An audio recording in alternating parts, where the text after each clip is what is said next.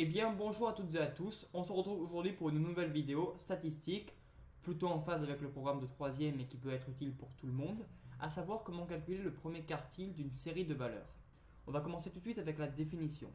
Le premier quartile est la plus petite des valeurs de la série, telle qu'au moins 25% des valeurs de cette même série lui soient inférieures ou égales. Donc en gros, il y a un quart des valeurs de la série qui sont inférieures ou égales à cette valeur. On va prendre un exemple concret et en même temps on va dérouler les étapes. Comme ça vous servira pour toutes les séries de valeurs, mais vous aurez également un exemple concret. Avant toute chose, je vous invite à vous abonner à la chaîne YouTube si ce n'est pas déjà fait, ça me ferait vraiment très plaisir. Donc la série de valeurs, je l'ai déjà rangé dans l'ordre croissant, ce sera utile, vous le verrez par la suite. 5, 11, 12, 14, 14, 15, 17, 18 et 20. Si vous avez des valeurs coefficientées, vous devez les mettre plusieurs fois à la suite. Par exemple, si vous avez un 12 coef 2, après, et que mettons la valeur immédiatement inférieure c'était 11, après le 11 vous mettez 2 12 et ensuite vous continuez avec les autres valeurs, ce sera très important. Donc ranger dans l'ordre croissant c'est déjà fait. Ensuite il faut compter les valeurs. Ici je l'ai déjà fait, il y a 9 valeurs. Deuxième étape, diviser le nombre de valeurs par 4. Ici 9 divisé par 4 ça fait 2,25. Maintenant deux possibilités. Soit ce nombre, c'est-à-dire le nombre total de valeurs divisé par 4 est un nombre entier. Dans ce cas-là, on le retient.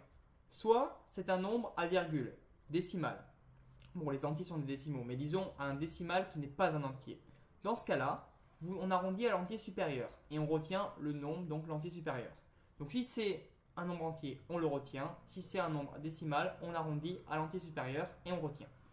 Ensuite, le nombre que vous avez retenu, ce sera la position du premier quartile. En l'occurrence, 2,25 ce n'est pas un entier. On arrondit à l'entier supérieur, ça fait 3.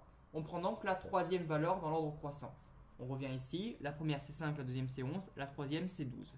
Donc 12 est donc le premier quartile de cette série de valeurs. Et en effet, on le remarque, puisque derrière il y a 9 valeurs au total, et dans cette série, il y a 3 valeurs, 5, 11 et 12, donc lui-même, qui sont inférieures ou égales à 12.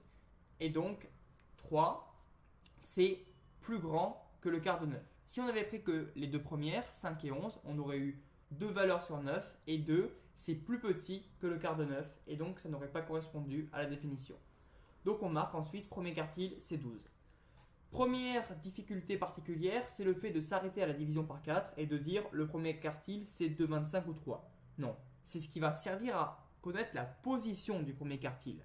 Mais ce n'est pas du tout le premier quartile. Le premier quartile c'est le nombre qui se trouve à cette position.